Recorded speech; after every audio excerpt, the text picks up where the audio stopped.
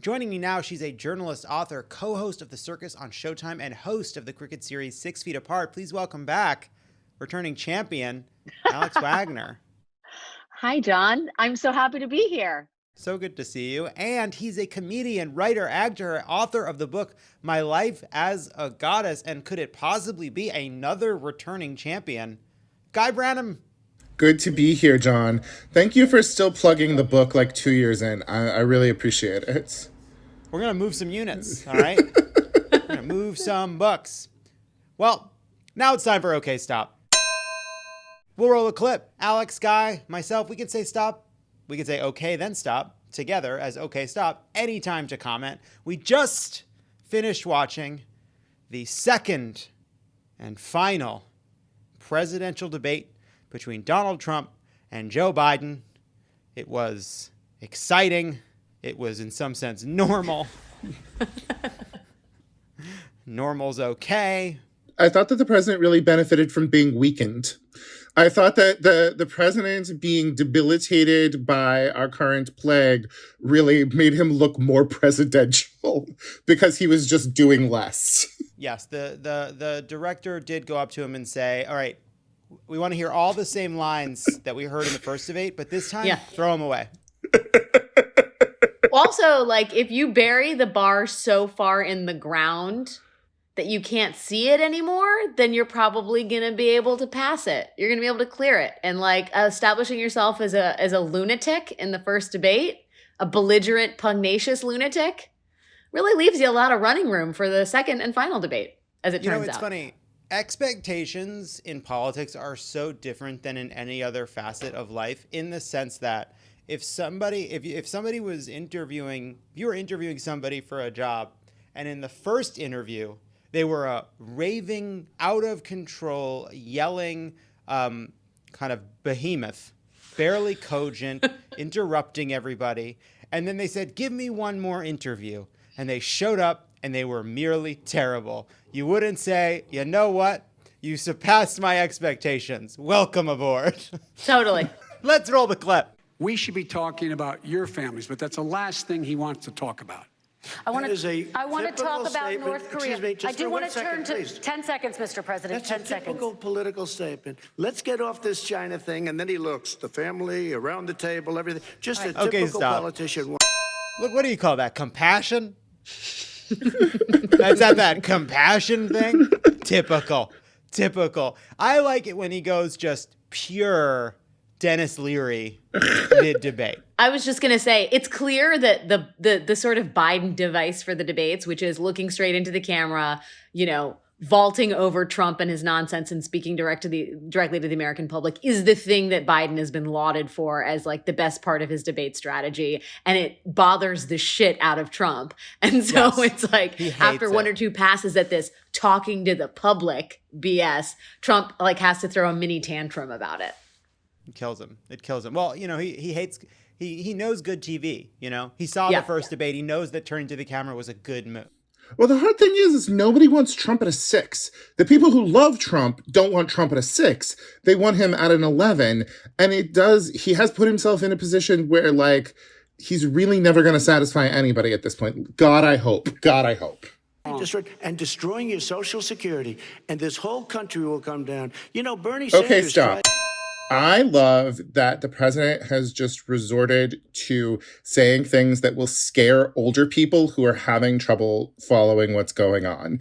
Like the just bringing up 401ks and Social Security for no reason. He's going to take away your Medicaid. Like it was one of the strongest strategies he could do. I think that the Vice President Biden should have responded. I think he should just say the words Scranton, Pennsylvania over and over again between now and November 3rd. Like, I think if he can put Pennsylvania in a W, this is all over. It's now just scary statements versus homey platitudes. Well, I think also this is there are moments in this debate where you really see Trump's lack of preparation, right? Like he actually has a case. There is a certain section of the American electorate that would be scared, really fucking scared over a robust argument about socialized medicine, right? Like that's a legitimate argument. Trump could win some points there. Trump could win points on a couple different fronts relating to the economy, but he refuses to put in the time and the work to have a coherent argument. And so it ends up being this kind of word salad of like fear buzzwords, which is not moving the needle the way he needs it to be. I think that's right. You look at so Biden took a couple hits on not having a good answer on the adding justices to the court question, right? You saw that evolve, kind of normal politics played out. I think it's unfair the way that it played out, but regardless, he faced the question, they kind of dodged it, he faced it again, dodged it, and finally, he comes out before this debate with an answer about a commission to put that question to rest without kind of giving in to going one way or another because of the politics. Fine. You look at how Trump has mishandled a question around pre-existing conditions, right? He's been asked about it. He's been asked about it. He's been asked about it. A politician practicing normal politics in debate prep with their advisors would sit down and say, what are we going to do to give people a real answer on this question? But because there's no functioning policy shop, there's no real old-fashioned political organization at work here. It's propagandas, it's lies, it's pumping out bullshit. They don't have a good answer for that question. The debate, to me, I think some of the biggest moments were those kind of empathetic moments, those real comparisons. Joe Biden saying, I'll be a president for all Americans, that final answer. But throughout the debate, what is striking is Trump is asked, what's your plan for COVID? He says, it's not my fault and I feel better. And he asked Joe Biden, and Joe Biden ticks off the plans. You see it with that focus group right before the debate began. You see it in polls. There are undecided voters out there who dislike Trump and want to hear concrete answers from Joe Biden. And regardless of the tit for tat, Trump did better this time than last time, I think Joe Biden won this debate. Just providing those answers, not in comparison, but just giving people those facts is an incredibly useful thing that Biden did.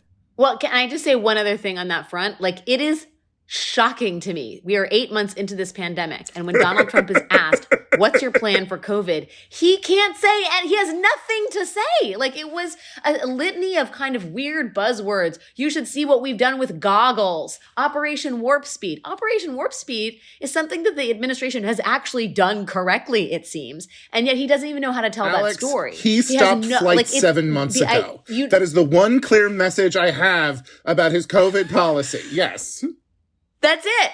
It's just amazing to me that even the good things he doesn't know how to tell the story of, and the known knowns. Dude, you're gonna get asked about COVID. He has no response.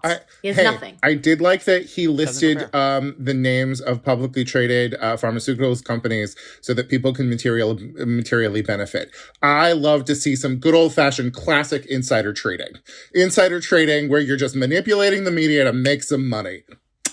Destroying your Social Security, and this whole country will come down. Bernie Sanders tried it in his state. He tried it in his state. His governor was a very liberal governor. They wanted to make it work. Okay, let's let Vice President Biden respond. It doesn't work. He's a very confused guy. He thinks he's running against somebody else. He's running against Joe Biden. I beat all those other people because I disagreed with them. I do love that. I do love that every time there is an attempt of saying, this is a crazy, leftist who's going to destroy your lives and, upset the world as we know it. There were 5 solid months of people yelling about what a dinosaur Joe Biden was that makes that argument completely invalid. They basically came up with a strategy, which was, we're not going to try and be the party that answers the call of the progressive left. We think they're going to vote for us and we're going for the middle. He's going to stand there on the debate stage and say, I'm not banning fracking. He's not going to talk about adding seats to the court. He's going to establish a commission. They have not, defund the police. He has not even tried to theoretically entertain a lot of the very substantive ideas that are animating the left wing of the base. He has just consistently gone for the middle over and over again. And I will say, people are going to have an issue with that. And it's going to be harder to do that, obviously, if he's president, because the Democratic Party has a real big tent. But as an actual strategy, they've been real cutthroat about that. And that, to me, is, I think, surprising in a lot of ways, especially in Democratic politics. I would disagree in this sense. I think you are right in terms of what they have done around a few shibboleths and a few debate moments, right? Around fracking, around the phrase defund the police in these debates, saying you're not running against them, you're running against me. I'm not for that. I'm for a public option. But at the same time they did that, I think that they were very smart on the climate plan, on the healthcare plan, to try to bring Bernie in, bring in the left of the party, and try to build a consensus policy. He consistently says, I do not embrace the Green New Deal. I have my own plan, but he has agreed to the benchmarks in the Green New Deal. So I think, substantively in policy, he is absolutely building a platform that will have, if it's enacted, buy-in from the progressive left. But rhetorically, I mean, that sort of indicates an understanding that the progressive left will be okay with the rhetorical centrism that has very much been a hallmark of the campaign. CNN was very ready to construe Biden saying we do need to like be segueing off of oil. They were like, that was a gaffe. He's so old. He got tired.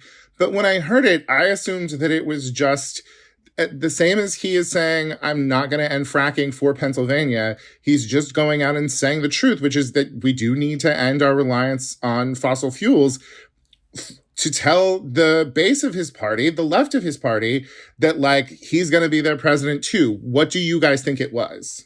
Well, I mean, first of all, I think he has internal polling that shows like widespread acceptance of climate change as a real and existential threat facing the country. I think especially for, suburban moms, which is like a bread and butter group that Biden is winning over. He feels like he can say that. I mean, the fucking fact that we even have to say, what's a political strategy on that is a ridiculous thing, admittedly. But I think he knows where his people and where broadly the American public stands on these issues. So I think that gives him the freedom to say what is an obvious truth, which is we need to reduce our dependence on fossil fuels.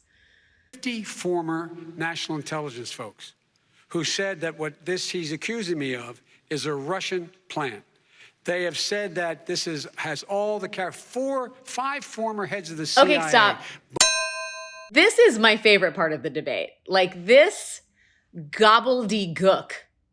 Like, first of all, like the tee up, like Bobulinski or Baba Booey or whatever this dude's name is, who's like the informant that's being trotted out on Breitbart and Fox News. This is supposed to be like Trump's closing salvo, the thing that's going to kneecap Biden, a redux of like the emails of 2016.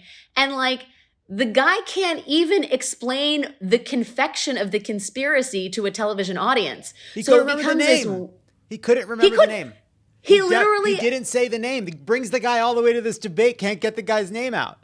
Because he has no grasp. Like, it is like an elaborate fabrication, or it is a lot of like gossamer threads that have been woven into this like conspiracy braid. That's so many different weird metaphors. But it works for me. I loved it. And then like they have this weird back and forth. Biden is like prepared for it kind of, but they're speaking in this like Fox rabbit hole, like cipher code language about things that most people have like Burisma, Baba Booey, the like exchanges about, the Chinese. And then Biden does this masterful thing, which again, Trump probably should have seen coming from a mile away. He turns it back around and is like, P.S. dude, you're the one with the Chinese bank account. And then Trump's on the defense again. Yeah, I just thought it was a shocking, like, a shockingly terrible execution of his closing endgame strategy. Yeah, I mean, you saw that Trump realized he hadn't landed it right, and he tried to come back to it like 2 times. Then at the end of the debate, he tried to make a moment out of the oil thing, as Guy pointed out. And it was all because I think he recognized that he didn't land the blow that he wanted to land. Look, I think whenever we were in that section, it's just noise. Like, I don't think Biden sounds good in that section either. It's like, it was never anything. It was, Burisma, the prosecutor. Trump's like, it's all kind of a morass of confusing and hard to follow allegations, which is not what Trump needs it to be. But that pivot, when Biden came back around to taxes and hit him hard on taxes, that was an excellent clean hit. And I really do think this was Biden's sharpest debate of 2020. I had this feeling watching it that I just realized, all right, like Joe Biden thinks it is really important that he become president and he's not fucking around. Does that mean Trump can't win? No, Trump can still win, right? Does that mean this thing is locked up? It is not locked up. But we knew that something fundamental had to change in the dynamic of this race for there to be an expectation that Trump is more, for the we knew that tonight there needed to be a shift in the dynamic of the race, and Joe Biden set out to prevent that from happening, and he succeeded. He just succeeded. I love that we have a pragmatist in this position. We all went through 2016. We all got a little ahead of ourselves and a little too excited, and it all fell apart. And the fact that they so clearly are just like, all right, hold on to Wisconsin and Pennsylvania. You got Wisconsin and Pennsylvania. Hold on to them. Don't say anything that will scare Wisconsin or Pennsylvania. I'm like, fine. Would it be beautiful to get a North Carolina? Would it be exciting to get a Georgia? Absolutely. But like, you know, that man was in the Senate for a lifetime. He's counting votes, you know? I am the least racist person. I can't even see the audience because it's so dark, but I don't care who's in the audience. Okay, stop. I don't even see color because the lights are off. I know. President Biden, let me ask you very quickly, and then I have a follow-up question for you. Abraham Lincoln here is one of the most racist presidents we've had in modern history. He pours fuel on every single racist fire. Who is that Abraham Lincoln line for? Who is that for? It's for fucking Joe Biden to call him Abraham Lincoln over here. I mean, all of the clowns and malarkeys can only go so far, but calling him Abraham Lincoln over here, like, it felt human. It felt like him saying this asshole, and we all just want to hear somebody this say Abraham this Lincoln asshole. over here was the fly on Mike Pence's head. Like, it was like, that was when the debate ended. Like, it was the best line of the night. And it was like both funny and cutting. And it was just like, dude, I mean, it also just so took the piss. Like Donald Trump is not Abraham Lincoln. And yet this guy with delusions of grandeur was legitimately comparing himself to Abraham Lincoln. It spun him into 90 seconds of fighting with and arguing about that, which is so representative of his lack of personal discipline or ability to understand the moment that's going on. Like, I did truly enjoy that it just took him into a tailspin of saying, I didn't say I was Abraham Lincoln. I said I was almost as good. Yeah, wow. Donald Trump can't take a joke. What a surprise. What a weird trait. But actually, you know, like, can I just say one other thing on that point? Like, we dismiss the role of humor, but actually the most successful presidents are people who can display a sense of humility or at least a pronounced sense of humor. I mean, that is actually, if you think of everybody, it's incredibly important to have funny speechwriters. I think it's like an urgent. No, but you know, there is a difference between being funny and having a sense of humor. And like George H.W. Bush didn't have it. Like Bill Clinton did. George W. Bush definitely did. Barack Obama definitely did. Donald Trump does not. And I think it's meaningful. Also, the thing is, every time you're watching one of these, you're thinking to yourself, are we going to get one of those lines? Are we going to get a Senator, you're no Jack Kennedy? Like, are we going to get a moment like that? And there is a real problem with Trump. We've had thousands of people calling him ridiculous for 4 to 8 years, and it hasn't worked because he is ridiculous and he just owns it. And the fact that Biden had him in front of him and was just able to say, Abraham Lincoln over here, and have him spin into it was the thing that like no political comedian has been able to do, which is to just like force Trump to swim around in the mess of his own making. Every single one. President Trump, I'm going to give you 10 seconds to respond, and then I have a follow-up. No, he made a reference to Abraham Lincoln. Where did that come stop. in? I mean, It was like Trump couldn't even just leave it there. He had to bring it back to it's just all. It's interesting. If there's a difference to me between, you know, the first debate was obviously a huge mess in all the ways we know it was a huge mess, but fundamentally Trump came in to throw Joe Biden off his game. And while I think certainly in the beginning of the debate, he actually succeeded, he ultimately got so crass and over the top and interrupting so much that it sort of fell apart for him. In this debate, it was almost reversed. If you watched, I was watching it, it's like, oh, I think Biden's trying to rile this guy up. I think he's trying to throw some heaters just to get Trump more and more mad, to forget the intonation that Dan Scavino, you know, the happy place, whatever Dan Scavino whispered in his ear, for that to wear off. And I think it actually really did work. I think by the time you get to the end of that debate, all the kind of Trump at the beginning tried to be complimented Kristen Welker. He tried to not interrupt, not even speak over the microphone. He tried. And by the end, he was loose. He was angry. He felt he hadn't landed any hits. He was frustrated. He was whiny. Yeah, I totally agree with you, John. He like we had subdued like Trump on his best behavior, and I think the Biden team understood. Like they're like he had a catastrophically bad first debate, and if he has learned literally anything about political survival, he has to change his strategy. So I think they expected him to come in here being better behaved, and so their counter strategy was get him back on his bad behavior. And by the end, you can see it's all told through the movement of the hands. Like Trump's hands start flailing around, and he's doing that used car salesman thing where he's just like pushing the product on you like over and over again with a like low grade desperation. That's what started happening in the last 30 minutes. I haven't thought about it before, but it's actually deeply strange. He brings his hands in and then folds them out like almost like a swan, and he pushes forward. It's a deeply strange gesture. It's very it's the physical embodiment of blame. Yeah. Totally. Someone else's fault. Someone else's fault. Like Biden is able to at least illustrate to us the ability to say, I made a mistake about the 94 crime bill is just so important. And I hope that Americans have gotten over the joy of placing blame enough that they're going to look for politicians who can have the dignity and self-awareness to be able to say things like that.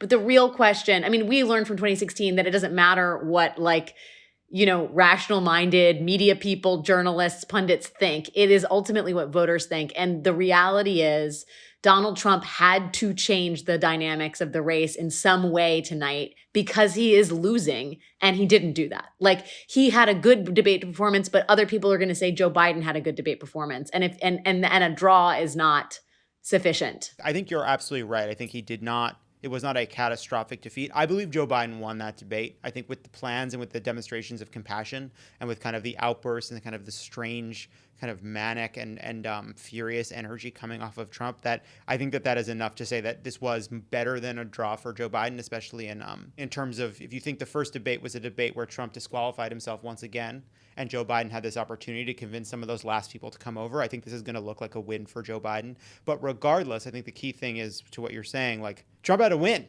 Nobody's walking. Maybe there's going to people say this is a draw. Maybe people will say Biden won, but nobody's going to say Trump won. And that's another good day. And by the way, he's going to regret complimenting Kristen Welker because Hannity's already going after her.